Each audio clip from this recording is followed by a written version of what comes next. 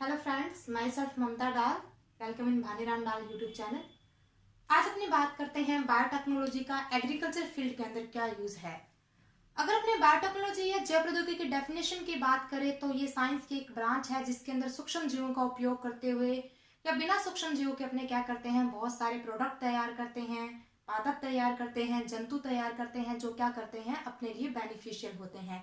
Biotechnology जो होता है उसका मेन टारगेट होता है कि मानव कल्याण के लिए जितने भी जो भी चीजें हैं वो सब के सब मानव कल्याण या मानव भलाई के लिए हो। बायोटेक्नोलॉजी के अंदर क्या किया जाता है, जैसे जीव तैयार किए जाते हैं जिनको क्या बोला जाता है, ट्रांसजेनिक जीव। ट्रांसजेनिक जीव को रूपांतरित जीव भी बोला जाता है या इन्हीं को पारजीवी जीव भी बोला जाता है। देखो भी क्या मतलब होता है ट्रांसजेनिक जीव, वो जीव जिनको बायोटेक्नोलॉजी या लैब के अंदर क्या किया गया है, उनके जीनों के अंदर या फिर उन जीवों के अंदर नए जीन्स डालकर क्या किया जाता है, जीवों को तैयार किया जाता है, उन सबको क्या बोला जाता है, ट्रांसजेनिक जीव। इस तरीके से जो जीन ट्रांसफर करके पौधे भी तैयार किए जाते हैं और जंतु भी तैयार किए जाते हैं। अगर जीनों का हेर फेर करके जंतुओं को तैयार करते हैं तो उनको बोला जाता है ट्रांसजेनिक जंतु। और अगर जीनों का हेर फेर करके जीनों के अंदर चेंज करके या नया जीन डालकर पादप तैयार किया जाता है तो उन्हें बोला जाता है ट्रांसजेनिक पादप। कहने का मतलब ये है कि ट्रांसजेनिक का मतलब यहाँ पे है रूपांतरित, मतलब जो जंतु है या पादप है उनके अंदर आपने कुछ चेंज किया है और वो सारा का सारा जो काम होता है वो किसके अंदर होता है, बायोटेक्नोलॉजी या जैव प्रौद्योगिकी के अंदर होता है। अब जैसे बायोटेक्नोलॉजी है उसका एग्रीकल्चर फील्ड के अंदर काफी यूज है। जैसे अपने एग्जांपल के तौर पे बात करते हैं, बायोटेक्नोलॉजी की मदद से बहुत सारे ट्रांसजेनिक पादप तैयार किए गए हैं जो आज अपने को एग्रीकल्चर के प्रोडक्शन ज्यादा देते हैं या फिर ये बोल सकते हैं उनकी गुणवत्ता अच्छी होती है, रोग प्रतिरोधी किस्में हैं। जैसे अपने एग्जाम्पल के तौर पे बात करते हैं सबसे पहले बीटी कॉटन की, उसके अलावा जैसे गोल्डन राइस है जिसको सुनहरा धान भी बोलते हैं, फ्लेवर सेवर टमाटर हो गया, तंबाकू हो गया, ये सब के सब जो तैयार किए गए हैं इन सभी को क्या बोलते हैं, ट्रांसजेनिक पादप बोलते हैं। मीन्स ये है कि इन सब के अंदर अपने जीन या तो नया जीन डाला है या फिर इन्हीं पौधों के अंदर इन्हीं के जीन्स के अंदर अपने क्या किया है, चेंज किया है। और ये सब जो किया जाता है वो कहीं ना कहीं इन प्लांट्स की गुणवत्ता को सुधारने के लिए किया जाता है।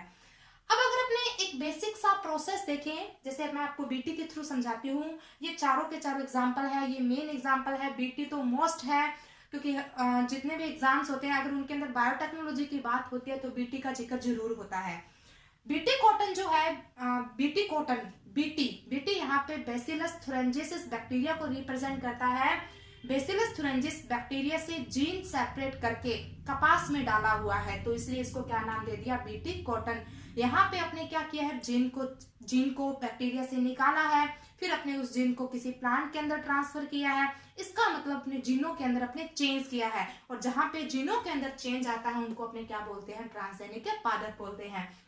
अब जैसे बीटी है, जो बैसिलस थुरेंजिसिस जो बैक्टीरिया है उसका जो जीन है अगर अपने कॉटन में या कपास में ट्रांसफर कर देते हैं तो उसको बीटी कॉटन या बीटी कपास बोला जाता है।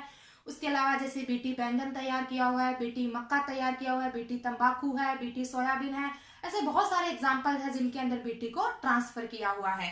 अब जो ये बीटी है ये क्या चीज है, बीटी यहाँ पे जो नाम यूज करते हैं अपने, ये बेसिलस थुरेंजिसिस एक बैक्टीरिया होता है, उससे एक जीन सेपरेट किया गया है, उस जीन का नाम होता है बीटी जीन या फिर आप उसको क्राइजीन भी बोल सकते हैं। देखो किस तरीके से, मान लो कि ये बीटी बैक्टीरिया है, अपने क्या किया, इस बीटी बैक्टीरिया से अपने क्या कर लिया, जीन को सेपरेट कर लिया।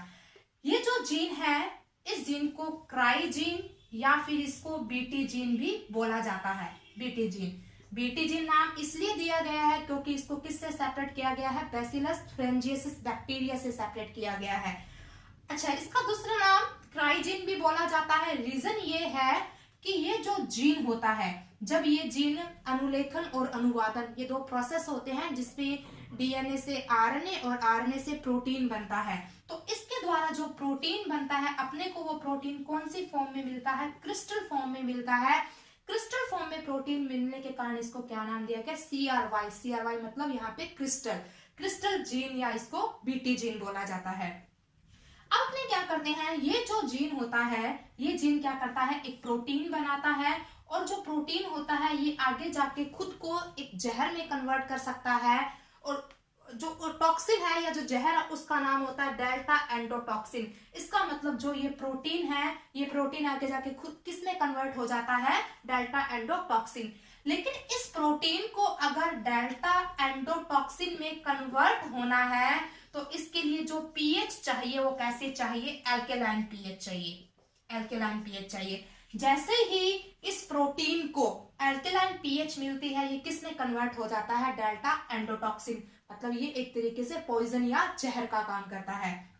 अब अपने देखो सबसे पहले क्या करते हैं, लैब के अंदर बायोटेक्नोलॉजी के अंदर क्या किया जाता है, इस बैक्टीरिया से इस जीन को सेपरेट कर लिया जाता है। फिर इस जीन को क्या किया जाता है, प्लांट्स के अंदर डाला जाता है। जैसे अपने बात करते हैं कॉटन के अंदर इसको डाला जाता है। क्राई या जो बीटी जीन है इसको अपने कॉटन या कपास के प्लांट के अंदर ट्रांसफर कर देते हैं। जैसे ये कपास का प्लांट है, अपने इसकी सेल लेके या इस प्लांट के अंदर ये पूरा प्रोसेस जो है वो लैब में किया जाता है। इस प्लांट के अंदर अपने क्या कर देते हैं, बीटी जीन डाल देते हैं, इसको ट्रांसफर कर दिया, ठीक है। अब ये जो प्लांट होगा, इस प्लांट की जो लीफ होगी, मतलब इस पूरे के पूरे प्लांट के अंदर बीटी जीन प्रेजेंट है। अब जहां पे जीन होगा, जीन जो होगा वो क्या करेगा, प्रोटीन बनाएगा। इसका मतलब इस प्लांट की जो लीफ है उसके अंदर क्या होगा, प्रोटीन होगा। अब जो ये प्रोटीन है, मैंने आपको बताया था कि ये प्रोटीन तभी खुद को जहर में कन्वर्ट करता है जब कौन सी पीएच होती है, एल्केलाइन पीएच होती है। इसका मतलब तो ये हुआ कि प्लांट के अंदर ये क्या होगा, जहर बन जाएगा। लेकिन ऐसा नहीं होता। जो प्लांट होता है, प्लांट की को खुद जो होता है वो एसिडिक पीएच का होता है, अम्लीय पीएच होती है उसकी, जिसकी वजह से हालांकि जीन इसके अंदर है, इस जीन की वजह से इसके अंदर प्रोटीन तो बनेगा, लेकिन वो प्रोटीन अभी जहर की तरह काम नहीं करेगा। क्यों? क्योंकि ये जो प्लांट है, इस प्लांट की जो पीएच है वो कैसी है, अम्लीय है। और इस प्रोटीन को जहर में कन्वर्ट होने के लिए कैसी पीएच चाहिए, एल्केलाइन पीएच चाहिए। अब क्या होगा, जैसे मान लो कि कोई इंसेक्ट है, जैसे ही इंसेक्ट इस प्लांट की लीफ को खाएगा, तो जैसे इस लीफ को खाएगा तो प्लांट की जो इंटेस्टाइन है, जो आहार नाल है, उसके अंदर ये लीफ जाएगी। लीफ के अंदर क्या है, प्रोटीन है, जो किसने बनाया है, बीटी जीन ने बनाया है, या आप इसको क्राई प्रोटीन भी बोल सकते हैं। वो प्रोटीन इंसेक्ट की आंत में जाते ही जहर में कन्वर्ट हो जाएगा। कारण ये होता है क्योंकि जो इंसेक्ट होता है उसकी आंत की जो पीएच होती है वो कैसी होती है, क्षारीय या एल्केलाइन पीएच होती है। जैसे ही वो पत्ती या उस पत्ती के अंदर जो प्रोटीन है उसकी इंसेक्ट की आंत में जाएगा, इंसेक्ट की आंत में जाते ही वो किस में कन्वर्ट हो जाएगा, डेल्टा एंडोटॉक्सिन में कन्वर्ट हो जाएगा। और वो जो कीट है, जैसे मान लो कि ये इंसेक्ट है, ये इंसेक्ट की आहार नाल है, इंसेक्ट की आहार नाल के अंदर जो पॉइजन है वो क्या करेगा, उसकी कोशिकाओं को रप्चर, मतलब उसकी कोशिकाओं को नष्ट कर देगा, और वो जो इंसेक्ट है वो क्या हो जाएगा, मर जाएगा। बीटी कॉटन के अंदर जो बीटी जीन है, मेनली बीटी जीन से जो प्रोटीन बनता है, उससे जो पॉइजन बनता है, वो मेनली सुंडी या जो कैटरपिलर स्टेज होती है इंसेक्ट की, उनको खत्म करने के लिए बहुत बढ़िया होता है। चाहे बीटी कॉटन हो, चाहे बीटी तंबाकू हो, चाहे बीटी मक्का हो, चाहे बीटी सोयाबीन हो, सबके अंदर सेम प्रोसेस से क्या किया जाता है, बीटी जीन को ट्रांसफर किया जाता है। प्रोसेस सबका सेम रहता है, बस आगे जो नाम है वो अपने चेंज करते जाते हैं, किस प्लांट के अंदर आपने इसको डाला है, इस जीन को। तो इस तरीके से बीटी कॉटन है वो एक ट्रांसजेनिक प्लांट है। और बीटी कॉटन जो डेवलप किया गया है, मेनली वो इंसेक्ट की कैटरपिलर या जो सुंडी या लार्वा स्टेज होते हैं उनको खत्म करने के लिए सबसे बढ़िया होता है। प्लांट के अंदर इसका कोई नुकसान नहीं होता। क्यों? क्योंकि प्लांट जो होता है उसके खुद की पीएच कैसी होती है, एसिडिक पीएच होती है। बीटी कॉटन की अपने बात कर रहे थे। बीटी कॉटन की जो फर्स्ट पीढ़ी ली गई थी, इसको नाम दिया गया था बोलगार्ड फर्स्ट, और ये जो तैयार की गई थी ये क्राई 1AC जीन के ट्रांसफर से बनाई गई थी। और जो पहली पीढ़ी है जिसको बोलगार्ड फर्स्ट बोल रहे हैं, इसको व्यावसायिक स्तर पर जो लगाया गया था बीटी कॉटन को, ये 1996 में लगाया गया था।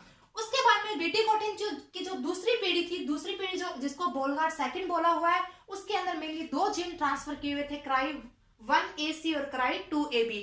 ये जो बोलगार्ड सेकंड है, इसको जो व्यावसायिक स्तर पर विश्व के अंदर लगाया गया था, ये 2006 में लगाया गया था। उसके बाद में अगर अपने बीटी कॉटन के लिए इंडिया में बात करें, तो इंडिया के अंदर 2 संस्थाएं GEAC genetic engineering approval committee, या फिर आप इसको बोल सकते हैं आनुवांशिकी अभियांत्रिकी सहमति समिति। एक तो ये संस्था थी, दूसरी पर्यावरण व वाणिज्य मंत्रालय भारत सरकार। इन दोनों की सहमति से मार्च 2002 के अंदर लगभग 50,000 हेक्टेयर एरिया के अंदर क्या किया गया, बीटी कॉटन को लगाया गया। उसके बाद में भारत के अंदर सन 2014 के अंदर लगभग 11.6 मिलियन हेक्टेयर के अंदर कॉटन का लगाया गया। मतलब अगर 100% कॉटन लगाएगी तो उसके अंदर से जो 95% जो एरिया के अंदर कौन सी कॉटन लगाई गई, बीटी कॉटन लगाई गई। उसके बाद में अगर अपने पूरे वर्ल्ड के अंदर अगर ट्रांसजेनिक क्रॉप का प्रोडक्शन देखा जाए तो सबसे ज्यादा जो प्रोडक्शन होता है ट्रांसजेनिक क्रॉप में वो सोयाबीन का जो कि 50% है, उसके अंदर मक्का का जो कि 23% है, और जो कपास है उसका 14% है। उसके अलावा अगर पूरे वर्ल्ड के अंदर अपने ट्रांसजेनिक क्रॉप के प्रोडक्शन की बात करें तो सबसे ज्यादा जो प्रोडक्शन करता है वो करता है यूएसए जो कि 44% है। इसका मतलब ट्रांसजेनिक जो फसल है उसके उत्पादन में जो प्रथम स्थान है वो यूएसए का है, सेकंड जो है वो ब्राजील का जो कि 25% करता है, उसके बाद में थर्ड नंबर पर अर्जेंटीना है, और भारत जो है, भारत का चौथा स्थान है जो कि ट्रांसजेनिक क्रॉप के अंदर कितना परसेंट वो प्रोडक्शन करता है, पूरे का 7% करता है, 7% करता है। उसके अलावा अगर पूरे विश्व में देखा जाए तो सबसे पहले जो ट्रांसजेनिक फसल तैयार की गई थी वो थी तंबाकू, और सबसे ज्यादा जो वर्ल्ड के अंदर जो ट्रांसजेनिक फसलें तैयार की जाती है वो मेनली शाकनाशी प्रतिरोधी किस्में तैयार की जाती है, मतलब जो खरपतवार से बचने के लिए। उसके अलावा अगर अपने देखा जाए तो जैसे जो बीटी कॉटन है, बीटी कॉटन के अंदर अपने मैंने बताया कि जो बीटी जीन होता है उसको सेपरेट किया जाता है बेसिलस थुरेंजिसिस बैक्टीरिया से। तो इससे जो ये जो जीन है इसको जो सेपरेट करने का जो काम होता है, देखो किस तरीके से एक एंजाइम की मदद से क्या किया जाता है, इसको सेपरेट किया जाता है। जैसे कि मान लो ये बीटी जीवाणु है, इसका ये जीन है, अपने मान लो इस जीन के अंदर से जो पार्ट अपने को सेपरेट करना है तो उस पार्ट को अपने सेपरेट करने के लिए एक एंजाइम की मदद लेते हैं जिसका नाम होता है रेसिस्ट्रक्शन एंडोन्यूक्लियस एंजाइम, और एक एंजाइम और होता है रेसिस्ट्रक्शन एक्सोन्यूक्लियस एंजाइम। अगर आपको जीन का अगर साइड का पार्ट कट करना है तो एक्सोन्यूक्लियस, और अगर आपको बीच में से डीएनए का जो पार्ट है या जीन का जो पार्ट है वो कट करना है तो उसके लिए रेसिस्ट्रक्शन एंडोन्यूक्लियस एंजाइम को यूज किया जाता है। ये कटिंग का काम करता है इसलिए इसको आणविक कैंची भी कहा जाता है। बीटी कॉटन के बाद में हाँ एक चीज और, बीटी कॉटन जो है इसका मतलब बढ़िया प्रोडक्शन होता है और मेनली कैटरपिलर के लिए इसको लगाया जाता है। जो ये बीटी जीन है, बीटी जीन मेनली जैसे बीटी कॉटन है, बीटी तंबाकू तैयार किया हुआ है, बीटी जीन मेनली लेपिडोप्टेरा जो गण होता है, इंसेक्टा का एक गण है, उस गण के कीटों के लिए ये मतलब सबसे ज्यादा काम करता है। जैसे मान लो अपने एग्जांपल लेते हैं कॉटन बॉलवर्म, जिसको मतलब कपास सुंडी, चाहे वो पिंक कॉटन बॉलवर्म हो या फिर कपास की कोई सी भी सुंडी हो, उनकी जो लार्वा स्टेज या कैटरपिलर जो स्टेज होती है उसके लिए ये इफेक्टिव काम करता है। उसके साथ साथ जैसे लेपिडोप्टेरा फाइलम में बटरफ्लाई मतलब तितली है उसके लार्वा के लिए, और मोथ है उनके लार्वा के लिए भी ये इफेक्टिव काम करता है। ये जो क्वेश्चन है ये डब्ल्यू के एग्जाम में आया हुआ है। डब्ल्यू के एग्जाम के अंदर ये क्वेश्चन पूछा हुआ है कि जो बीटी जीन होता है वो मतलब मेनली किन को नुकसान पहुंचाता है, तो ये कैटरपिलर स्टेज होती है जो लेपिडोप्टेरा जो फाइलम है। और ऐसा नहीं है कि ये लेपिडोप्टेरा के लिए, ये जो अनदर जो कीट होते हैं उनकी जो लार्वा स्टेज होती है उनको भी ये खत्म कर सकता है, पर मेन जो है वो लेपिडोप्टेरा के लिए है। उसके साथ साथ ट्रांसजेनिक फसलों की अगर अपने बात करें तो जो ट्रांसजेनिक फसलें हैं इनका जो 1996 के अंदर अगर इनका उत्पादन 1.7 मिलियन हेक्टेयर में इनको लगाया जाता था तो सन 2014 के अंदर 181.5 मिलियन हेक्टेयर बढ़ गया। इसका मतलब ये है कि डे टू डे जो टाइम से टाइम के बाद में क्या होता गया, धीरे धीरे जो ट्रांसजेनिक क्रॉप है उनको जो प्रचलन था वो बढ़ता गया। बीटी कॉटन के बाद अपने नेक्स्ट बात करते हैं गोल्डन राइस की। गोल्डन राइस जो नाम रखा गया है ये सुनहरा धान है, इसको सुनहरा धान इसलिए नाम रखा गया क्योंकि इसका जो कलर होता है वो हल्का सुनहरे कलर का होता है, येलोइश कलर का होता है। और गोल्डन राइस जो है ये मेनली विटामिन ए के पर्पज से बनाया गया है। गोल्डन राइस के अंदर जो बीटा कैरोटीन बनाने वाला जीन है वो ट्रांसफर किया ताकि उस चावल के अंदर बीटा कैरोटीन बनेगा। बीटा कैरोटीन जो होता है वो विटामिन ए का प्रिकर्सर या पुरोगामी होता है। बहुत सारी कंट्रीज होती है जिनके अंदर मान लो कि मतलब प्रॉपर वो भोजन तो ले लेते हैं लेकिन उनको पूरे पोषक तत्व नहीं मिल पाते, तो ये उसका एक अल्टरनेट हो सकता है। तो इस तरीके से ये मतलब सब जो है देखते हैं किस तरीके से गोल्डन राइस है उसको तैयार किया हुआ है।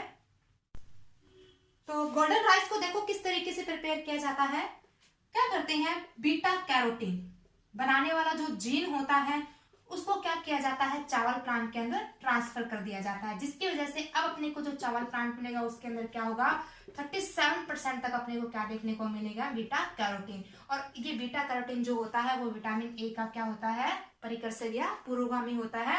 इसका मतलब बीटा कैरोटीन प्रेजेंट है तो उससे क्या बन जाएगा, नेक्स्ट विटामिन ए बन जाएगा, जिसकी वजह से जिन लोगों के अंदर जो विटामिन ए है, जो चावल लेते हैं, तो उस वजह से क्या होगा, उनके अंदर जो विटामिन ए है उसकी पूर्ति हो जाएगी। थर्ड नंबर पे अपनी बात करते हैं फ्लेवर सेवर टमाटर की। जिस तरीके से बीटी कॉटन ट्रांसजेनिक प्लांट है, गोल्डन राइस है वो भी ट्रांसजेनिक प्लांट है, उसी तरीके से फ्लेवर सेवर टमाटर तैयार किया हुआ है। फ्लेवर सेवर जो टमाटर है उसको मैक ग्रेगर नाम के साइंटिस्ट ने प्रिपेयर किया था, इसलिए इसको मैक ग्रेगर टमाटर या टोमेटो बोला जाता है, टोमेटो भी बोला जाता है।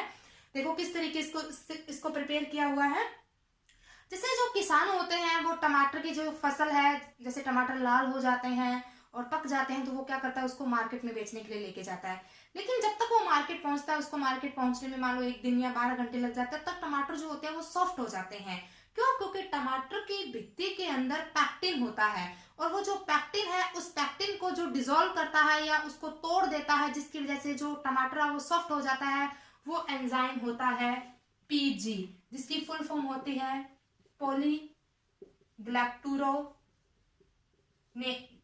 पॉलीग्लैक्टूरोनेज एंजाइम। नेज एंजाइम, इस एंजाइम की मदद से क्या होता है, जो प्लांट के अंदर जो टमाटर है, उस टमाटर की वॉल के अंदर जो पैक्टिन है वो क्या होता है, डिसॉल्व हो जाता है, जिसकी वजह से जो टमाटर है वो क्या हो जाता है, सॉफ्ट हो जाता है।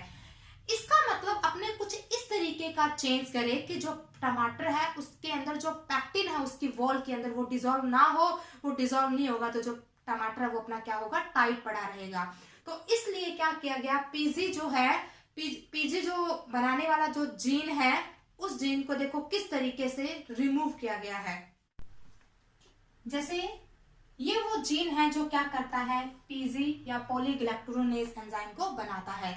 तो अपने क्या करते हैं, उस टमाटर के अंदर कुछ इस तरीके से जीन्स का हेर फेर किया जाता है, जिसकी वजह से जो ये जीन है ये क्या करेगा, अपना काम नहीं कर पाएगा। ये जीन अगर ये एंजाइम नहीं बनाएगा तो जो टमाटर है, टमाटर की वॉल के अंदर जो पैक्टिन है वो घुलेगा नहीं। जब ये पैक्टिन नहीं घुलेगा तो जो टमाटर है वो सॉफ्ट नहीं होगा। तो इसका मतलब ये हुआ कि जो टमाटर है, उस टमाटर का जो कलर है वो तो रेड का रेड ही पड़ा रहेगा, लेकिन उसके जो वॉल के अंदर जो प्रॉब्लम आ रही थी, जो टमाटर था वो सॉफ्ट हो रहा था, वो अब सॉफ्ट नहीं होगा, क्योंकि उसको जो सॉफ्ट करने वाला जो एंजाइम था उसका निर्माण अपने रोक दिया है। उसी तरीके से तंबाकू है, तंबाकू की जो किस्म है तैयार की गई, तंबाकू के अंदर मेनली मेलिडोगाइन इनकोगेनेसिया एक जो निमेटोड होता है वो क्या करता है, तंबाकू के अंदर नुकसान पहुंचाता है। ये तंबाकू का एक कॉमन निमेटोड है जो इसको नुकसान पहुंचाता है। बायोटेक्नोलॉजी की मदद से इसकी वृद्धि को भी रोका जाता है, जिसकी वजह से जो तंबाकू प्लांट होता है उसके अंदर इस निमेटोड का कोई दुष्प्रभाव नहीं होता। तो इस तरीके से बायोटेक्नोलॉजी के अंदर BT cotton, golden rice, Flavr Savr टमाटर, तंबाकू वगैरह और अन्य और भी बहुत सारे प्लांट है जिनको तैयार किया गया है, और इन सब के सबको क्या बोला जाता है, ट्रांसजेनिक प्लांट बोला जाता है।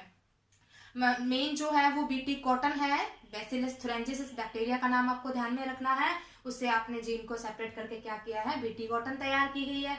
उसी तरीके से गोल्डन राइस जो है, गोल्डन राइस जो है सुनहरे कलर का होता है, जिसकी वजह से इसका नाम गोल्डन राइस है, और इसके अंदर बीटा कैरोटीन वाला जीन ट्रांसफर किया हुआ है, जिसकी वजह से प्रॉपर विटामिन ए बन पाता है। उसी तरीके से फ्लेवर सेवर जो टमाटर है उसको जो मैक ग्रेगर नाम के साइंटिस्ट ने बनाया था, इसलिए इसको मैक ग्रेगर टोमेटो भी बोला जाता है। और इसी तरीके से तंबाकू की कुछ किस्में तैयार की गई है। अब अपने जैसे ट्रांसजेनिक फसलों की बात कर रहे थे, जिसमें अपने जैसे बीटी जीन ट्रांसफर के बहुत सारी फसलें पड़ी थी। अब अपने बात करते हैं बीटी बैंगन की। बीटी बैंगन जो है फिलहाल भारत के अंदर इसको बैन किया हुआ है, लेकिन अपने इसकी हिस्ट्री की बात करते हैं। बीटी बैंगन जो है मेनली उसको जो लेपिडोप्टेरा जो गण है कीटों का, उनके खिलाफ प्रतिरोध देने के लिए विकसित किया गया है। और विशेष रूप से जैसे जो ये बैंगन को जो नुकसान पहुंचाता है, जो इंसेक्ट है brinjal fruit and shoot borer, बैंगन फल व तना भेदक, जिसको शॉर्ट में FSB भी बोला जाता है। इसका जो जूलॉजिकल नेम है इंसेक्ट का वो है ल्यूसिनोडस ऑर्बोनेलिस। तो मेनली जो बीटी बैंगन है वो लेपिडोप्टेरा जो ऑर्डर है उसके लिए बनाया गया है। उसके साथ साथ महाराष्ट्र के जालना स्थित एक भारतीय बीज कंपनी माइको ने बीटी बैंगन का विकास किया था। अनुवांशिकी रूप से संशोधित बैंगन घटना को इवेंट ई फर्स्ट कहा जाता है और माइको ने 2 बैंगन की 2 किस्मों की अनुमति के लिए भी आवेदन किया है। जो ये इवेंट जो बोला गया है इवेंट EE1, ये जो भारतीय बीज कंपनी जो कि माइको है, माइको ने जब बीटी बैंगन को तैयार किया था उस टाइम उन्होंने जो बैंगन की जो ये वैरायटी तैयार की थी, या फिर आपने ये कह सकते हैं कि उस टाइम जो ये इवेंट हुआ था तो उसको क्या नाम दिया गया था, इवेंट EE1 दिया गया था। इवेंट EE1 को कृषि विश्वविद्यालय धारवाड़ और तमिलनाडु कृषि विश्वविद्यालय कोयम्बटूर द्वारा विभिन्न स्थानीय किस्मों में प्लांट ब्रीडिंग द्वारा अंतस्थापित किया गया था। जैसे हमने एग्जाम्पल से बात करते हैं, मालपुर लोकल हो गया, मांजरी गोटा हो गया, कुडाची लोकल हो गया, उडुपी लोकल हो गया, 112 GO एंड पपकेवी लोकल किस्मों में। इसके साथ इसे सन 2009 में भारत में व्यवसायीकरण के लिए अप्रूव्ड किया गया था, लेकिन इसके थोड़े टाइम बाद इसके विरोध के कारण तत्कालीन भारतीय पर्यावरण मंत्री जयराम रमेश ने इसे प्रमाण देने तक रोक लगा दी थी। मतलब कि जब तक इस बात का प्रमाण नहीं आ जाता कि ये सही है या इसका मानव के लिए कोई नुकसान नहीं है, तब तक इसको क्या कर दिया गया, बैन कर दिया गया। और लेकिन जो बीटी बैंगन जो है उसको 2013 में बांग्लादेश में अप्रूव्ड कर दिया गया था।